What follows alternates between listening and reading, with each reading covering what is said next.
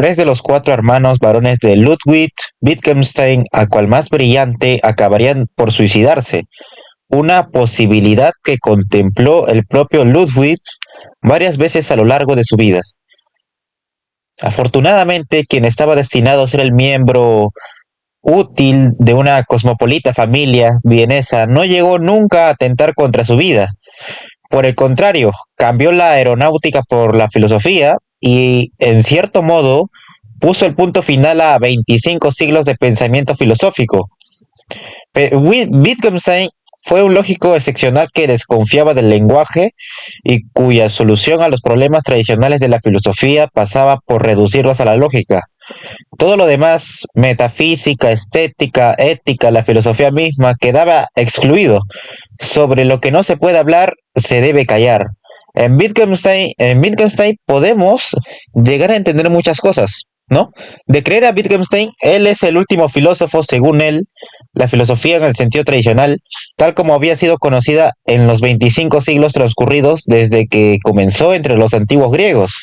Había concluido después de lo que él había hecho a la filosofía, ya no era posible continuar. Resulta apropiado que la filosofía debiera finalizar por obra de su practicante más restringido. Ludwig Wittgenstein fue un lógico excepcional y su solución a los problemas de la filosofía consistió en reducirlos a la lógica. Todo lo demás quedaba excluido: metafísica, estética, ética y hasta la filosofía misma. Wittgenstein buscó la solución final a la filosofía, con el propósito de terminar con ella de una vez por todas. Lo intentó una vez, pero no resultó, así que lo intentó por segunda vez, ahora sí con éxito. Aparte quizá de Leibniz, Wittgenstein es el único gran filósofo que ha creado dos filosofías distintas. Si se considera que el objetivo de ambas era acabar con la filosofía, se puede estimar la envergadura de la perversa dedicación de este hombre. Algo tendría que ver con esto el padre, obviamente. Conviene recordar que Wittgenstein creció en la misma ciudad donde Freud acababa de instalar el diván más famoso del mundo. El padre de Wittgenstein era un tirano. Cuando el joven Ludwig aparece en escena, su padre era uno de los reyes sin corona de la industria europea, más poderoso incluso que Krupp, y ejercía una influencia dominante en la escena cultural vienesa. Brahms solía tocar en casa después de la cena, y en el mundo del arte, Karl Wittgenstein en persona fundó la Secesión vienesa. Karl Wittgenstein tenía una personalidad dominante, un intelecto de primera clase, una profunda comprensión de la cultura. Rebosaba seguridad en sí mismo y podía ser enormemente seductor. Era capaz de atraer los pajarillos a comer de su mano, siempre que no le apeteciera hacerle saltar por los aires de un disparo. El efecto sobre su familia fue catastrófico. El joven Ludwig tenía 4 hermanos de más edad que él, la mayor parte de los cuales parecen haber sido brillantes, tensados hasta el límite, y homosexuales. 3 de ellos se suicidarían, una posibilidad a la que Ludwig se aferró como a un talismán durante toda su vida. El hermano que sobrevivió llegó a ser concertista de piano y, aunque le volaron la mano derecha en la Primera Guerra Mundial, prosiguió después su carrera, encargando conciertos de piano para la mano izquierda, entre ellos el célebre de Ravel. No se consideró que fuera tan brillante como sus hermanos, ni siquiera el mejor pianista. Ludwig Wittgenstein nació en Viena el 15 de abril de 1889 y fue criado en un palacio de la exclusiva hoy Argentinier Straße, que transcurre entre la Ringstraße y Südbahnhof. Fue educado allí por tutores privados en una atmósfera de extrema intensidad cultural. Los hermanos suicidas del genio practicaban en el fastuoso piano hasta altas horas de la madrugada. Una hermana encargaba su retrato a Klimt, a la vez que arrinconaba a los Goyas de la colección familiar porque desentonaban. A la edad de 10 años, Ludwig diseñó y construyó sin ayuda de nadie, con alambre y trozos de madera, un modelo de máquina de coser que funcionaba. Cuando contaba 14 años era capaz de silbar movimientos enteros de varias conocidas sinfonías. Estas actividades parecen ser lo más próximo que llegó a lo que se entiende por juegos de un niño normal. En 1903 dejó Wittgenstein por primera vez su casa para matricularse en la Realschule Linz, donde estudió matemáticas y ciencias. Curiosamente, por aquel entonces Hitler iba también a esa escuela. Eran ambos de la misma edad y deberían haber estudiado en la misma clase. Wittgenstein se consideraba a sí mismo un estudiante mediocre, pero sin embargo fue ascendido al curso anterior al suyo. Hitler recuerda de sí mismo cómo brillaba entre sus estúpidos condiscípulos, pero según los informes escolares, se le mantuvo en un curso inferior al que le correspondía por edad. Resultó de esta manera que la mediocridad y el genio nunca se encontraron. Después, Wittgenstein cursó 2 años de ingeniería mecánica en la Technische Hochschule Charlottenburg en Berlín, que abandonó en 1908 para proseguir sus estudios en Inglaterra. Durante los 3 años siguientes hizo investigación en aeronáutica en la Universidad de Manchester y realizó experimentos con cometas en la estación para la atmósfera superior cerca de Glossop, en el Derbyshire. En estos momentos no mostraba Wittgenstein ninguna señal de lo que habría de venir. No sabía nada de filosofía y sus colegas le tenían por bastante inteligente. Por supuesto, no brillante. A la manera de típica inglesa de la época, los compañeros de Wittgenstein tendían a mirarlo como un excéntrico alemán. Se equivocaban. Era un excéntrico austriaco, una rara especie también, solo que todavía más peculiar. Wittgenstein era bien educado hasta lo puntilloso, pero capaz de caer en ataques de rabia tempestuosa cuando algo salía mal en sus experimentos. En sus relaciones con los otros transmitía un cosmopolita refinamiento vienés, pero sus colegas se dieron pronto cuenta de que no tenían ni idea de cómo comportarse socialmente con la gente normal. Esto es, cualquiera que no fuera uno de los genios, magnates y estadistas que frecuentaban el Palacio Wittgenstein. Podía trabajar frenéticamente todo un día sin interrupción, para luego sumergirse toda la noche en un baño caliente, contemplando la idea del suicidio. Cierto domingo que quería ir a Blackpool con un compañero y perdieron el tren, sugirió que debían alquilar uno para ellos dos solos. Wittgenstein se propuso diseñar una hélice como parte de sus investigaciones. Los problemas que esto planteaba le condujeron a la teoría de las matemáticas. Esto parece haber liberado un impulso inconsciente en Wittgenstein, de modo que en un tiempo notablemente corto su cerebro se concentró, asumiendo todo el poder de su intensa personalidad. La hélice y las matemáticas correspondientes quedaron pronto a un lado, mientras iba haciéndose preguntas cada vez más profundas, hasta que se encontró examinando los propios fundamentos de las matemáticas. Era como si su mente se hubiera encerrado en la necesidad de descubrir algún fundamento íntimo o fundamento último de certeza en el mundo.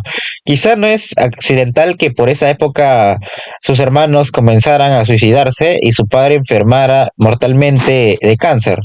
¿Quién conocía los fundamentos de las matemáticas? Wittgenstein se enteró de los recientes y pioneros trabajos de Bertrand Russell y comenzó inmediatamente a leer sobre los principios de la matemática, lo último sobre el tema. En ella, Russell se proponía probar que los fundamentos de las matemáticas eran en efecto lógicos y que toda la matemática pura podía derivarse a partir de unos pocos principios básicos lógicos. Sin embargo, el intento de Russell naufragó en una paradoja.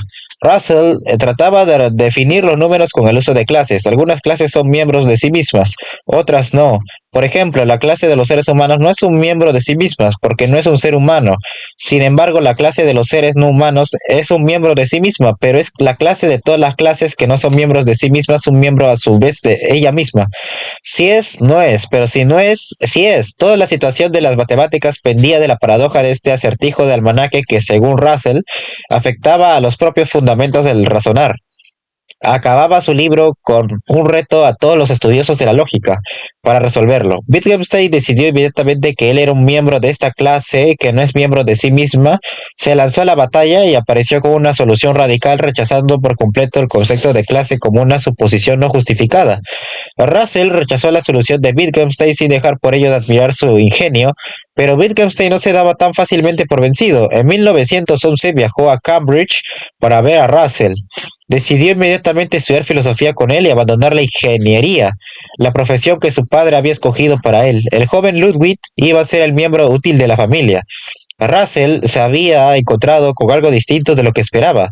Por entonces Russell era tenido, aunque no sin discusión, por el primer filósofo de Europa, mientras que Wittgenstein apenas había leído un libro sobre el tema, y este era más de matemáticas que de filosofía, pero empezó a presentarse en las habitaciones de Russell a cualquier hora del día o de la noche e insistía en enredarle durante horas sin fin en las especulaciones filosóficas más intensas. que a veces tenían que ver con la lógica y otras con el suicidio. Según Russell, Wittgenstein era apasionado y vehemente, y creía que uno debe comprender o morir, pero cuando estaba persuadido de que había comprendido, nada le convencería de lo contrario. Rechazaba aceptar la creencia de Russell en el empirismo, que extraemos el conocimiento de nuestra experiencia. Para Wittgenstein, el conocimiento se limitaba a la lógica. Si Russell afirmaba que él sabía que no había ningún rinoceronte en la habitación, Wittgenstein se negaba a aceptarlo, pues era lógicamente posible que hubiera un rinoceronte en la habitación. Russell le pregunta que entonces dónde podía esconderse y comenzaba a mirar detrás de las sillas y debajo de la mesa. Aún así, Wittgenstein no cedía y rehusaba aceptar el que Russell conociera a ciencia cierta que no había ningún rinoceronte en la habitación.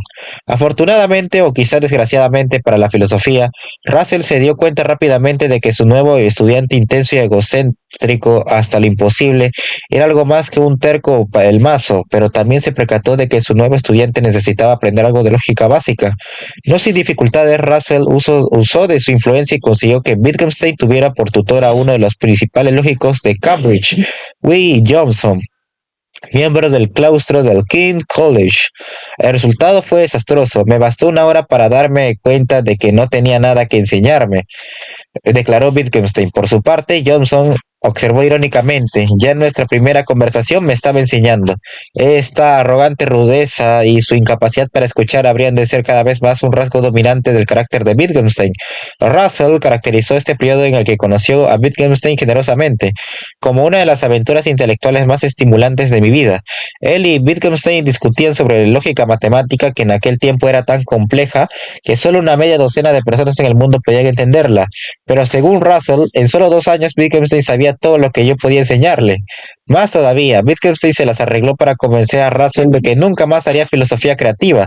Era demasiado difícil, solo él, Wittgenstein, era capaz de descubrir el camino hacia adelante. Wittgenstein había encontrado un sustituto del padre y lo había destruido.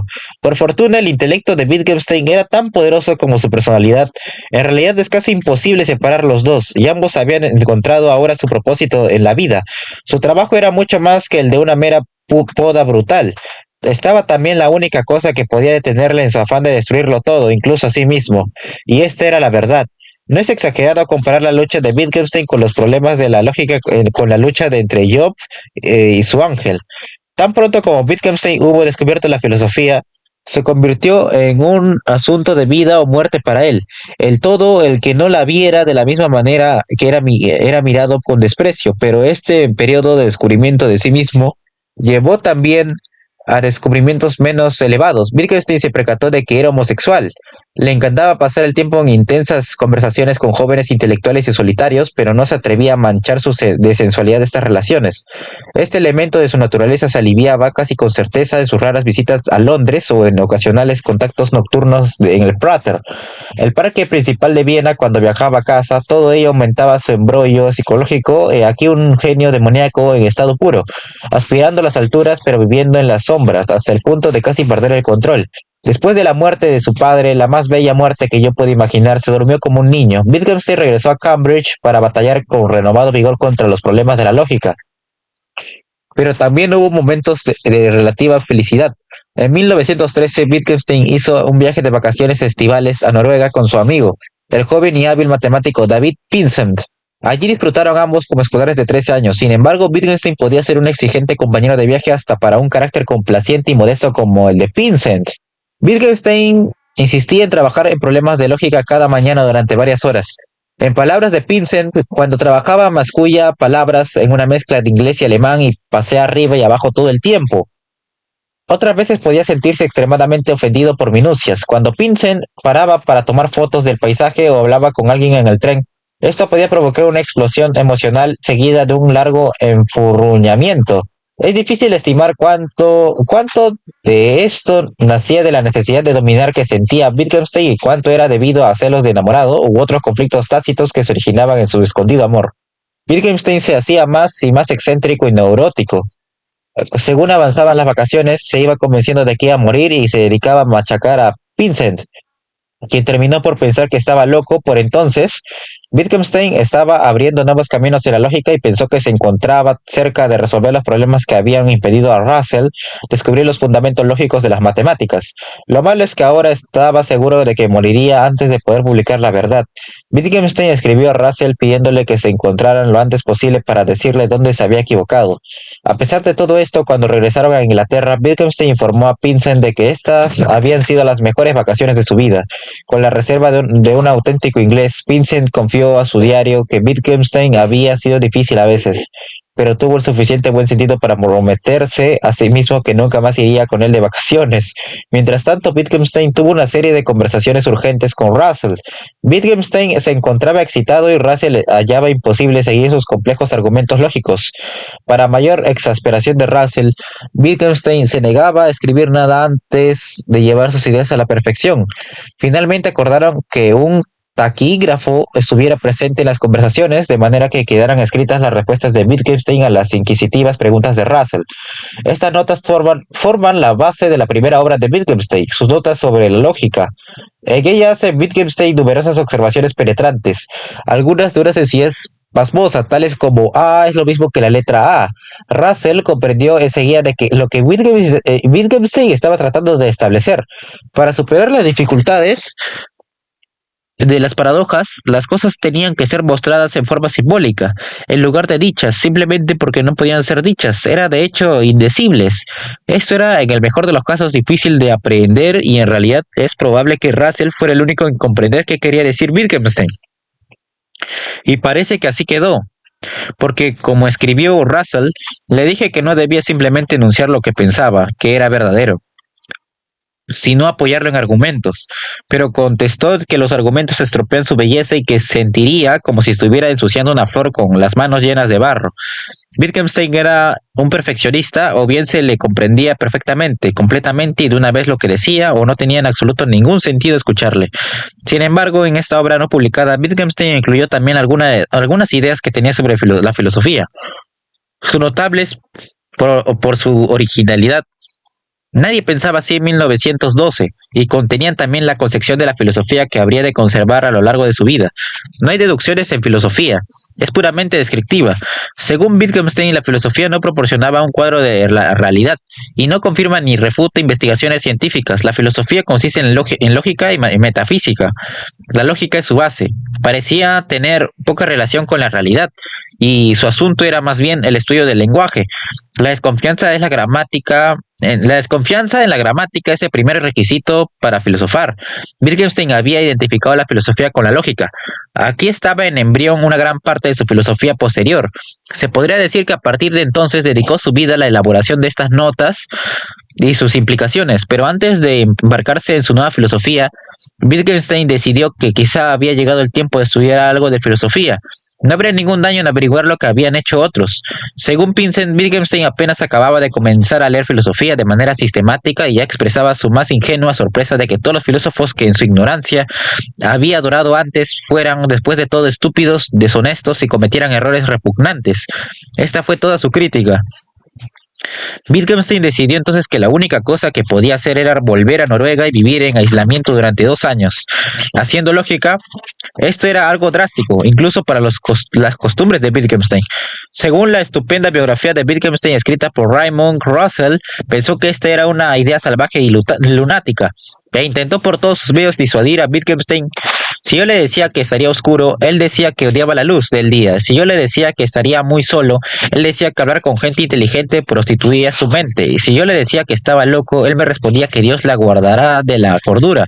Es seguro que Dios así lo hará. Vincent se entristeció mucho por la despedida. Aunque ninguno de los dos lo sabía, este habría de ser su adiós final. El mismo Wittgenstein parece haber sentido alguna perplejidad por su propia decisión, pero estaba absolutamente determinado a seguir adelante con ella. Wittgenstein se embarcó a su debido tiempo hacia Noruega y pronto encontró el sitio que estaba buscando, una cabaña 150 kilómetros adentro del fiordo Hardanger, al que solo se podía llegar remando desde el remoto pueblo de Holdham. Es difícil imaginar otro lugar de Europa más alejado de los refinados esplendores en que había sido criado, aunque esta era probablemente la intención. Wittgenstein se subió entonces en un largo, frío y oscuro invierno, en la mayor de las soledades, haciendo lógica. No es de extrañar que pronto escribiera a Russell. A veces pienso que me estoy volviendo loco, pero sus cartas a Russell también contenían evidencia de los sorprendentes adelantos que estaba haciendo en lógica. Estos progresos eran la consecuencia directa de los intentos de Russell por descubrir un fundamento lógico para las matemáticas, pero iban más lejos, intentaban descubrir un fundamento para la lógica misma. Wittgenstein afirmaba que se puede demostrar que una proposición lógica es verdadera o falsa sin hacer caso de sus partes constitutivas. Por ejemplo, si decimos esta manzana es roja o no es roja, esto es una tautología, siempre es verdadero, y siempre será verdadero independientemente de que la manzana sea roja o no lo sea. De igual manera, esta manzana no es roja ni no roja. Es una contradicción, es decir, siempre será falso. Si tuviéramos un método para averiguar si una proposición lógica es una tautología o una contradicción o ninguna de las dos, tendríamos entonces una regla para determinar la verdad de todas las proposiciones. Esta regla enunciada como una proposición sería la base de toda la lógica.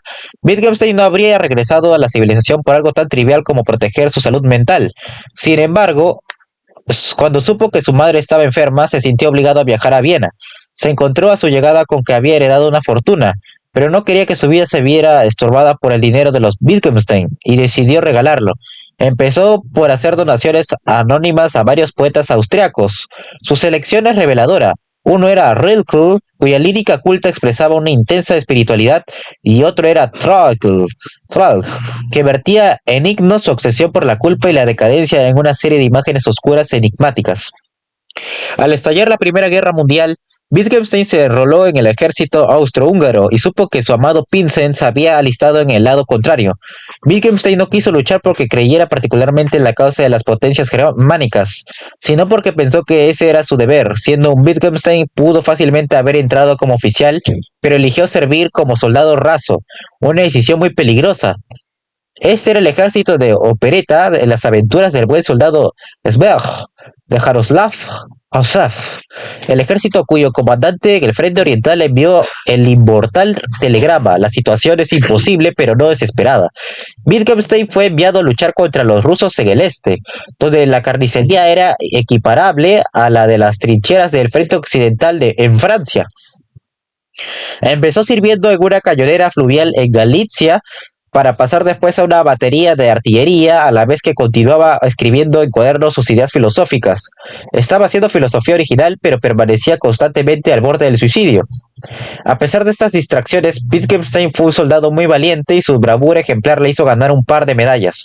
Entre los filósofos soldados, su único rival ha sido Sócrates. Wittgenstein era la parodia de una personalidad compulsiva. Característicamente, no veía ninguna razón para aliviar su estado buscando las causas en su propia condición psicológica.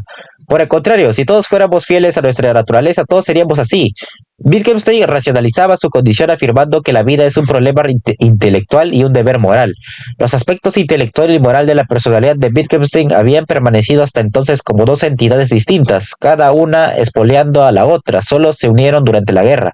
Bajo una presión intelectual constante de sí mismo y la constante amenaza de muerte del enemigo y de sí mismo, Wittgenstein se encontró de nuevo en un territorio familiar, el filo de la locura. Un día, durante una tregua en Galicia, tropezó con una librería y encontró el Evangelio abreviado de Lev Tolstoy, que compró simplemente porque no había otro libro en la tienda. Anteriormente, Wittgenstein había estado en contra del cristianismo al estar asociado con Viena.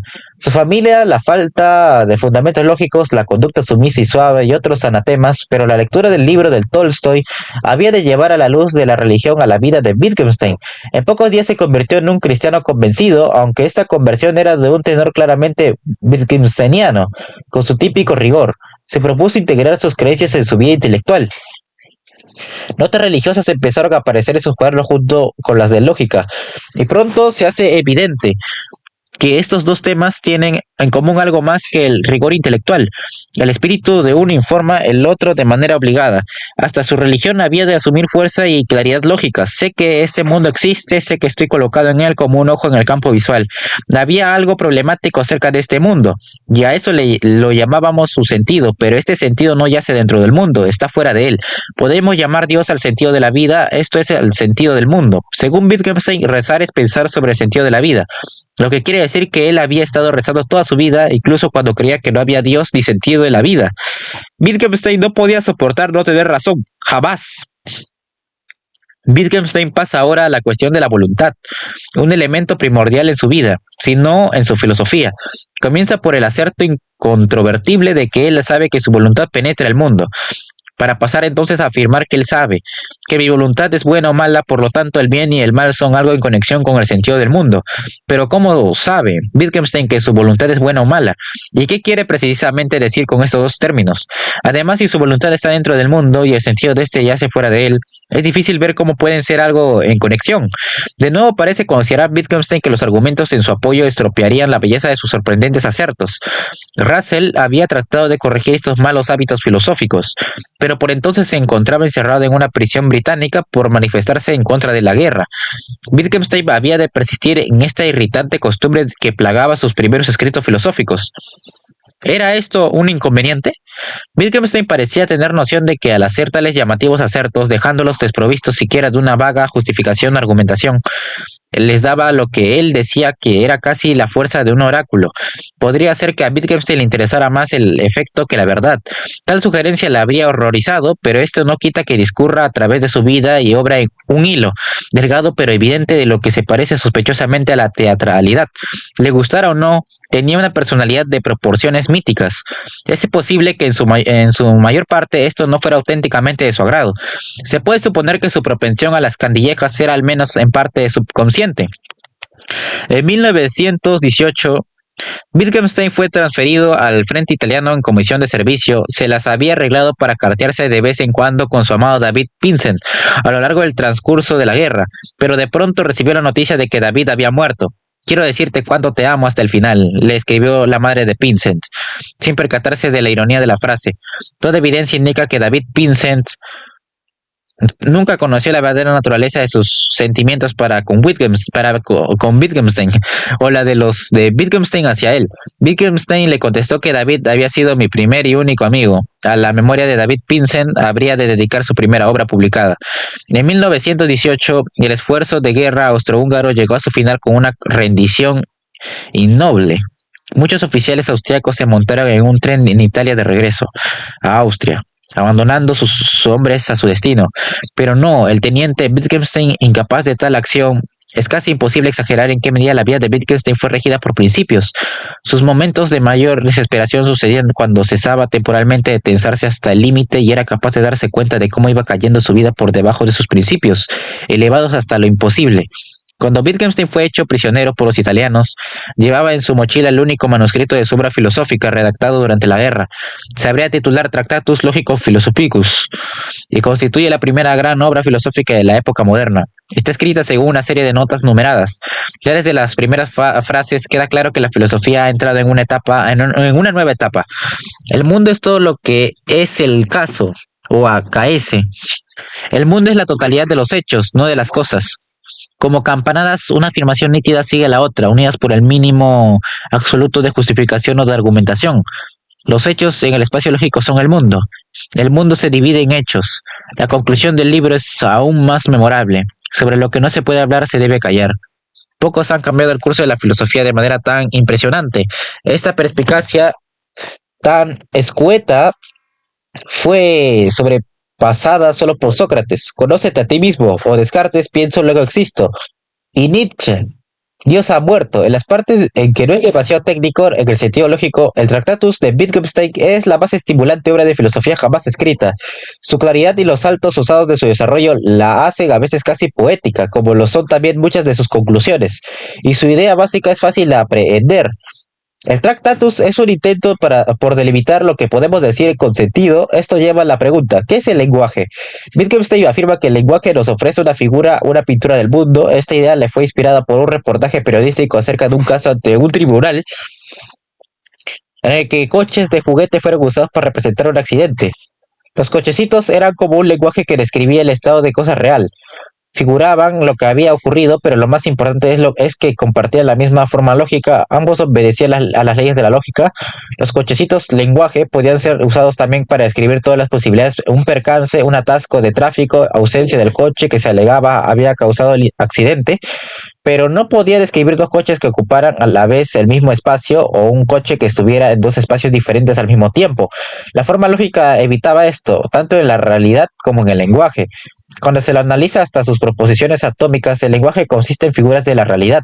Las proposiciones pueden de esta manera representar toda la realidad, todos los hechos, porque las proposiciones y la realidad tienen la misma forma lógica, no pueden ser ilógicos.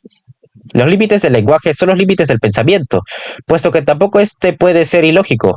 No podemos ir más allá del lenguaje porque esto sería ir más allá de los límites de la posibilidad lógica. Las proposiciones lógicas del lenguaje son una figura del mundo y no pueden ser otra cosa, no pueden decir nada de ninguna otra cosa. Esto quiere decir que ciertas cosas simplemente no pueden ser dichas. Desafortunadamente, los acertos del Tractatus caen dentro de esta categoría, pues no son figuras del mundo. Wittgenstein se dio cuenta de esto. Para tratar de superar esta dificultad se aferró a su primitiva idea de que de ciertas cosas no se puede decir que sean verdaderas, solo se puede mostrar que son verdaderas. Admitió que en el Tractatus estaba tratando de decir cosas que solo se pueden mostrar. Sin embargo, concluye el Tractatus con su célebre pronunciamiento magistral que prohíbe a otros tratar de hacer lo mismo. Sobre lo que no se puede hablar se debe callar. Dios cae inevitablemente dentro del grupo de cosas de las que no se puede hablar. No podemos decir nada de Dios porque el lenguaje representa solamente la realidad, pero Wittgenstein pretende de que cosas tales como Dios sí existen. Eso es lo que no se pueden decir o pensar. Hay en verdad cosas que no se pueden poner en palabras, se manifiestan, son lo místico. La parte final del Tractatus, al igual que sus escritos de los cuadernos de la época de la guerra, es una imponente mezcla de lógica y misticismo. No es fácil despacharla como un simple truco de magia, particularmente porque su expresión tiene una poderosa claridad. Si tiene que ser desgraciadamente desechada como filosofía, aunque probablemente se la pueda clasificar como poesía filosófica del más alto nivel. Hay otras objeciones aún más cruciales que lamentablemente se le pueden hacer al Tractatus. Admitamos que el lenguaje y realidad ciertamente tienen alguna relación entre sí, pero ¿cómo sabemos que esta relación es de hecho forma lógica? Wittgenstein se vio forzado a trampear en este asunto, aunque claro está que él no creyó que era eso lo que estaba haciendo. Lejos de todos, esa insidiosa sospecha tan impensable como una imposibilidad lógica. Además, el cúmulo de cosas de las que no podemos hablar incluye un gran número de las que simplemente tenemos que hablar. Si queremos vivir de un modo civilizado, para comenzar no podemos hablar del bien y el mal, ni de justo e injusto. El lenguaje del arte cae también dentro de esta categoría, puesto que es esencialmente ilógico. La obra de arte, al ser metafórica, es a la vez sí misma y algo distinto. Decir que lo expresa la obra de arte es inexpresable es una contradicción. Hasta Wittgenstein encontraría difícil arguir que no expresa nada en absoluto.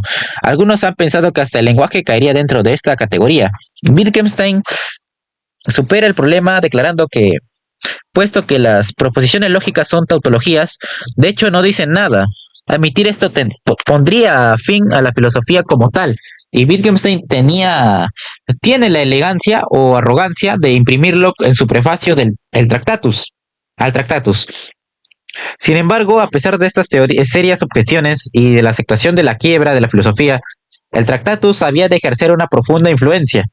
Sirvió en particular de inspiración al Círculo de Viena en su formulación del positivismo lógico. La filosofía podía haber llegado a su final, pero esto no impidió que los positivistas lógicos desarrollaran este final en una filosofía propia, el sentido de una proposición.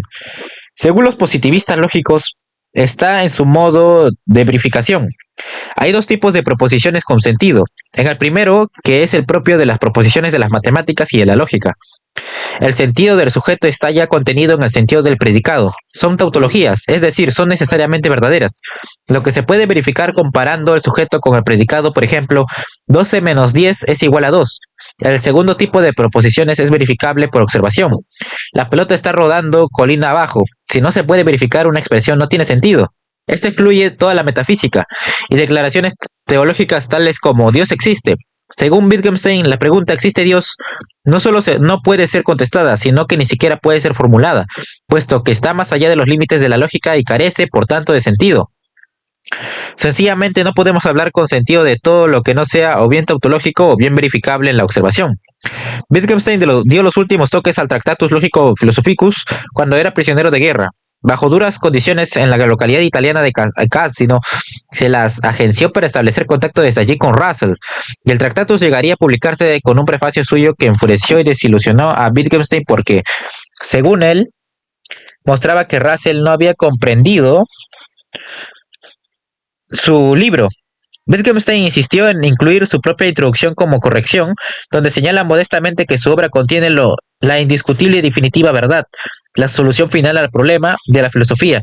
Sin embargo, concede al menos cuán poco se ha conseguido cuando se han resuelto estos problemas. Una vez que ya había rematado la filosofía, Wittgenstein no veía muy lógicamente sentido en continuar con ella. Cuando regresó a Austria después de la guerra, comenzó a pensar a qué dedicar sus esfuerzos. Pensó en recluirse en un monasterio, pero los monjes que le saludaron en la puerta le parecieron ofensivamente rudos, así que abandonó esta idea y se conformó con trabajar como jardinero del monasterio. Estaba decidido a llevar una vida de santo, si bien su filosofía había negado todo sentido a una existencia de santo, puesto que era indecible. En realidad, Wittgenstein era de nuevo un hombre profundamente afligido. De resultas de su conversión durante la guerra, ahora creía que debía llevar una vida espiritual sencilla, muy similar a la que predicaba Tolstoy en sus últimos años. El imperio austrohúngaro estaba en ruinas, y Austria misma en quiebra, espiritual y financieramente. Sin embargo, como consecuencia de las instrucciones que dio Karl Wittgenstein antes de su muerte, la fortuna familiar había sido reinvertida en América, con el resultado de que su hijo Ludwig, para gran irritación suya, era ahora más rico que antes de la guerra, cuando ya había tratado de regalar su herencia entre tiempos de labranza en el jardín del monasterio. Wittgenstein visitaba Viena para asegurarse de que esta vez el abogado de la familia siguiera sus instrucciones al pie de la letra y le regalara toda la fortuna que había heredado. Esto llevó algún tiempo, pues el abogado de la familia le parecieron sus instrucciones increíbles e igualmente imposible de creer de cuánto esperaba desprenderse, pero finalmente se las agenció para pasar la mayor parte a las hermanas de Wittgenstein, que no ardían en deseos de ver la fortuna familiar disipada en donaciones a poetas extravagantes o borrachos. Una vez que hubo desprendido de la filosofía y de sus millones, Wittgenstein decidió convertirse en maestro de escuela de una remota aldea de montaña de la Baja Austria. Después de rechazar un pueblo porque contaba con un ameno barquecillo con fuente, esto no es para mí, yo quiero un lugar auténticamente rural. Recaló finalmente en el pobre pueblo de Trattenbach. La estancia allí de Wittgenstein fue una catástrofe para todos. Con aristocrática arrogancia empezó a infligir sus nuevos principios espirituales a los niños campesinos y los padres se enfurecieron. No necesitaban que nadie les enseñara a vivir con pobreza y sencillez.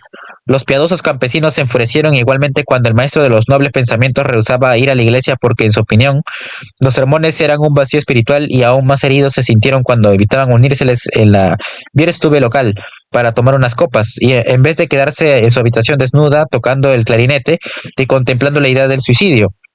Las cosas llegaron a su límite al cabo de un par de años. En un incidente en la escuela, Wittgenstein golpeó a un chico. Esto se sacó de toda proporción y los campesinos consiguieron librarse de su imposible autodesignado santo. Wittgenstein regresó a Viena, donde su familia estaba seriamente preocupada por el estado de su mente. Una de sus hermanas le encargó que le construyera una nueva casa.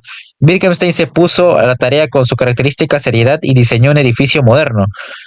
Como un bloque desprovisto de cualquier adorno, para la construcción no iba a ser simple. Cada elemento del diseño debía ser respetado con exactitud fanática. Hubo que tirar abajo toda una pared porque se vio que una ventana estaba a unos pocos centímetros desplazada de su lugar. Cada picaporte tenía que ser fabricado de encargo. Los pestillos de las ventanas resultaron ser estéticamente inaceptables, y así todos los constructores llegaron a desesperarse a causa del perfeccionamiento,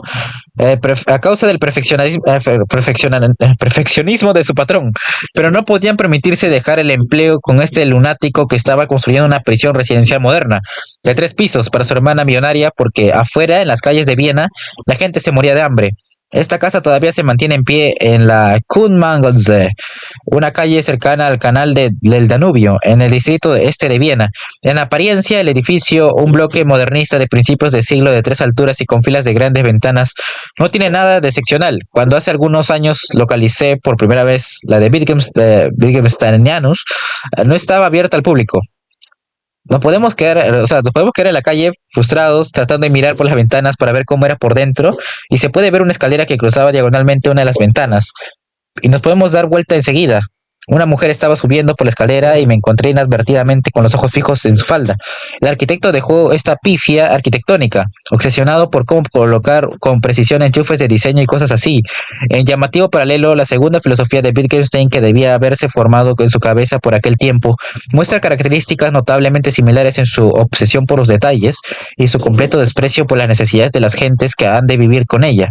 La última vez que vi hace algunos años la Wittgensteinianus albergaba el Instituto Búlgaro de Cultura, un concepto que podría no haber soportado un análisis lógico riguroso del creador del edificio. En aquellos días anteriores a la caída del telón de acero, el lugar era un nido de espías. Mientras Wittgenstein estaba construyendo la casa de su hermana, comenzó a verse frecuentemente con miembros del Círculo de Viena. Formaban el grupo de discusión algunas de las mentes más preclaras de la Europa central, entre ellos el filósofo Moritz Schulich, a quien un estudiante disgustado con el resultado de un examen mató de un tiro de tiempo después, y el lógico Rudolf Carnap, quien llegó a estar convencido de que los problemas filosóficos se resolverían cuando todos habláramos esperanto. Los miembros del Círculo de Viena estaban desarrollando las ideas del Tractatus de Wittgenstein hacia la virulenta antimetafísica del positivismo lógico. Se quedaron de piedra al descubrir que el propio Wittgenstein era un hombre profundamente espiritual, aunque debían haber estado advertidos. El Tractatus tiene una línea predominante de misticismo críptico. Lo místico no es como sea el mundo, sino que es. A modo de explicación, Wittgenstein aseveraba que lo que no había dicho en el Tractatus era mucho más importante que lo que había dicho.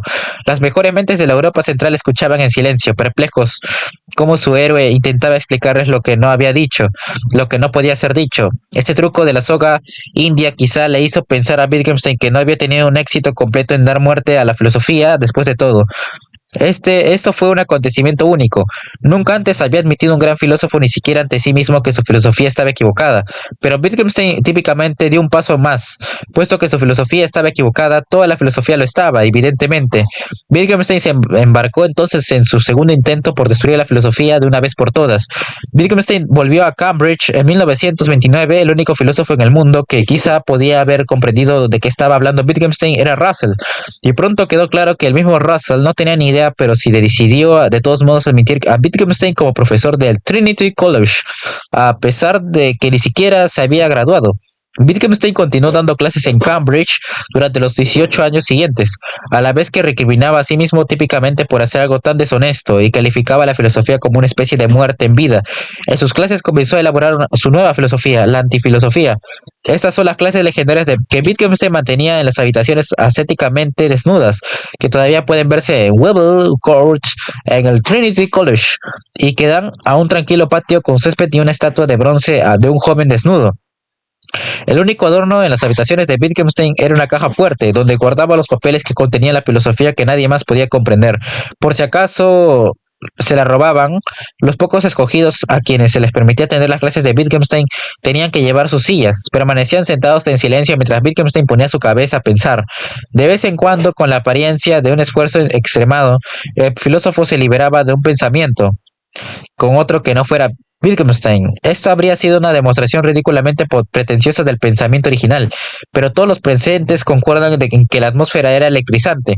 A veces Wittgenstein examinaba hasta la tortura a uno de sus estudiantes. Entre estos estaban las mentes más lúcidas de Cambridge, los jóvenes intelectuales y solitarios de costumbre, y en los últimos años un negro de la Fuerza Aérea de Estados Unidos que se presentó allí sin invitación y a quien se le pidió que se quedara debido a su expresión jovial.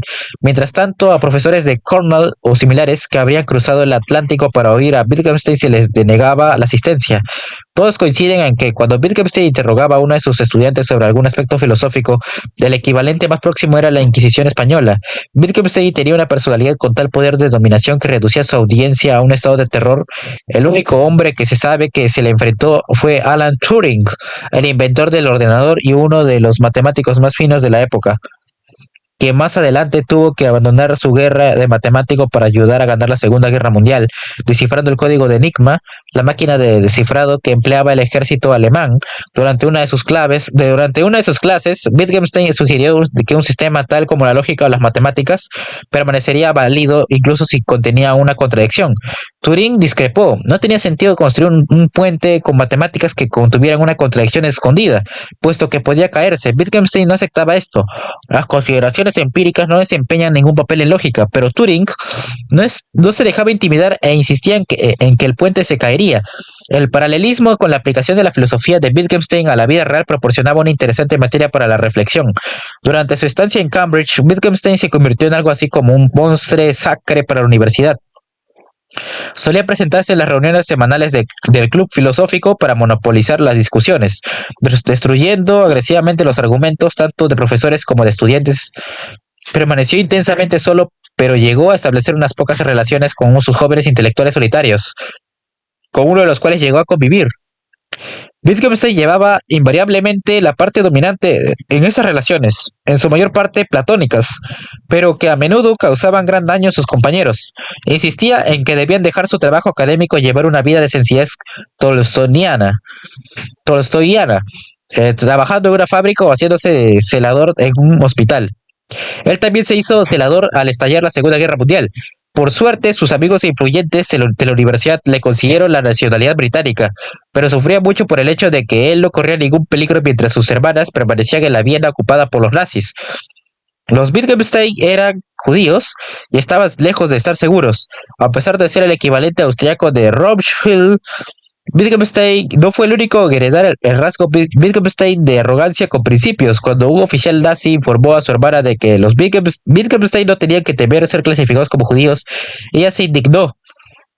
Ningún advenedizo le iba a decir que eran o que no eran los Wittgenstein, e insistió en que se le expedieran inmediatamente papeles que certificaran su sangre judía. El año 1944 regresó Wittgenstein a Cambridge y comenzó a preparar la publicación de un manuscrito con su nueva filosofía. Se había de llamar Investigaciones Filosóficas y fue finalmente publicado en 1953. Este y el Tractatus, que ahora repudiaba, habrían de ser los dos únicos libros que Wittgenstein preparó en vida para su publicación. Más de una media docena de obras aparecieron póstumamente.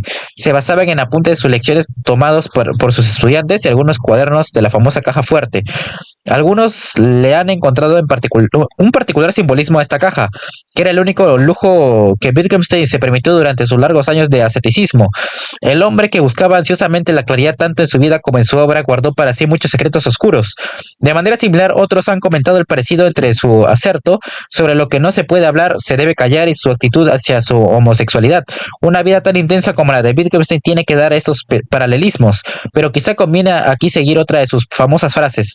Poco se puede decir con sentido acerca de estos asuntos, solo se puede mostrar. Las investigaciones filosóficas de Wittgenstein producen un amargo desengaño. Si se las compara con el Tractatus, la lucidez y osadía del Tractatus dejan paso a quisquillosos análisis lógicos de sensaciones particulares o del significado de ciertas palabras. No hay ya nada de filosofía, solo filosofar, lo que consiste en desentrañar errores en el pensar. Estos aparecen por fallos lingüísticos. El lenguaje ya no es una figura del mundo, es más bien como una red con muchos hilos interconectados. Nuestro entendimiento se enreda cuando usamos mal una palabra en una situación en la que no se puede aplicar. La tarea de la filosofía es un esforzado desenredar estos nudos. Por eso es la filosofía tan compleja y tan aburrida. La larga y gloriosa tradición de la filosofía con sus profundas preguntas, que formaba parte integral de nuestra cultura, se ha reducido a un cribar la lengua, como buscando diamantes. Se ha comparado la última filosofía de Wittgenstein con la teoría de las supercuerdas en física, que establece que las partículas subatómicas fundamentales que forman el universo son como trozos de cuerdas entrelazados. La comparación es falsa, solo una de estas teorías, similares a esos juegos con hilos que hacen los niños con sus manos, puede a la postre resultar interesante. Con su segunda filosofía ya bosquejada, Wittgenstein pasó una vez más a una vida de soledad y asceticismo. Vivió durante un tiempo en una cabaña al oeste de Irlanda, donde se dedicaba a pensar y dar de comer a las gaviotas, pero pronto se sintió demasiado enfermo para llevar una vida tan austera y se hospedó con varios amigos en Inglaterra, y en Estados Unidos se le diagnosticó cáncer y murió en Cambridge. El 29 de abril de 1951 puede visitarse su tumba con una sencilla lápida donde solo constan su nombre y fechas. En el cementerio de hierba agradablemente silvestre de la iglesia de St. Hill, a una milla de la iglesia por la carretera de Huntingdon, cuando se visita el lugar una tarde fría y húmeda de febrero, un admirador había plantado pequeños pensamientos de invierno que seguramente no habrían contado con la aprobación del inquilino. La piedra de la lápida tenía algunas ligeras raspaduras, lo que sugiere otras atenciones más torpes o quizá irrespetuosas de estudiantes hasta el día de hoy. El notorio filosoficida continúa atrayendo no deseados devotos. Como consecuencia del segundo intento filosófico de Wittgenstein, las preguntas de que la filosofía se planteaba antaño han pasado ahora al reino de la poesía. Tal como va la poesía, parece que tampoco en ella se plantearán por mucho tiempo. Hemos aprendido a vivir sin Dios y parece como si fuéramos a aprender a vivir sin filosofía, pasará a formar parte hay de los asuntos acabados y completamente espurios, tales como la alquimia, la astrología, el amor platónico y la aspiración a un estilo selecto. Wittgenstein inicia sus tratados lógico-filosóficos con dos llamativas frases. El mundo es todo lo que es el caso, o AKS 1. 1.1. El mundo es la totalidad de los hechos, no de las cosas. Hechos estos acertos sin ninguna justificación que los acompañe continúa diciendo 1.12. Porque la totalidad de los hechos determina lo que es el caso y también todo lo que no es el caso. 1.13. Los hechos en el espacio lógico son el mundo. Esto conduce a 2. Lo que es el caso, el hecho es la existencia de estados de cosas. 2.01. El estado de cosas es una combinación de objetos, entidades, cosas. Afirma entonces 2.012. En lógica, nada es accidental. Si una cosa puede ocurrir en un estado de cosas, la posibilidad del estado de cosas debe estar ya prejuzgada en la cosa misma.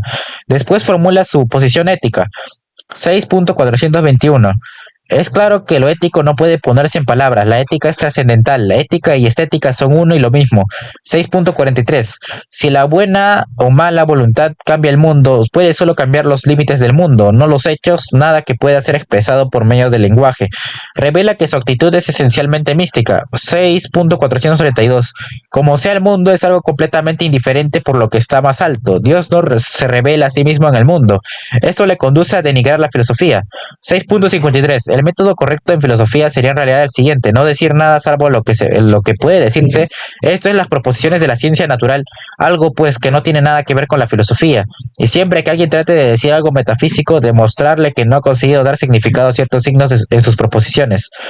Modestamente desacredita entonces su propia filosofía. 6.54. Mis proposiciones se esclarecen de la siguiente manera.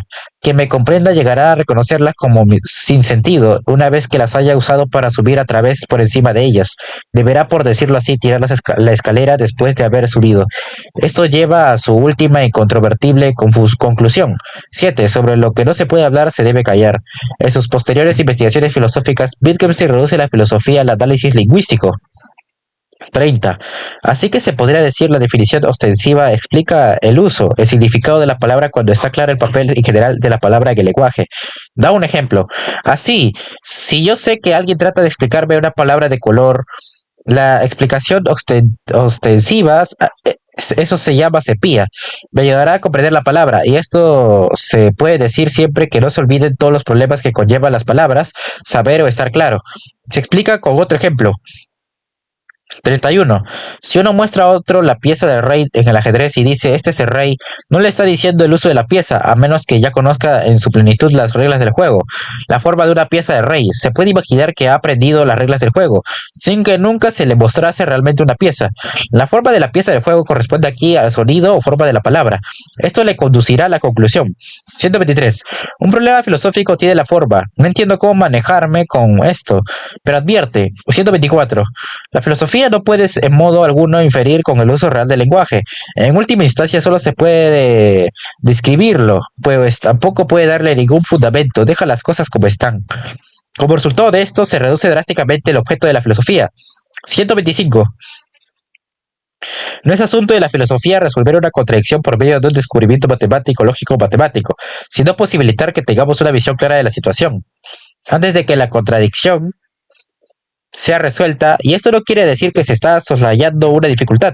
Eso lleva a una enredada situación, de la que parece casi imposible escapar. El hecho fundamental es aquí que establecemos reglas, una técnica para un juego, y que cuando seguimos las reglas, las cosas no resultan como habíamos supuesto. Es por tanto como si nos hubiéramos enredado en nuestras propias reglas. Este enredarse en nuestras reglas es lo que queremos entender. Esto es una visión global de él. Fin.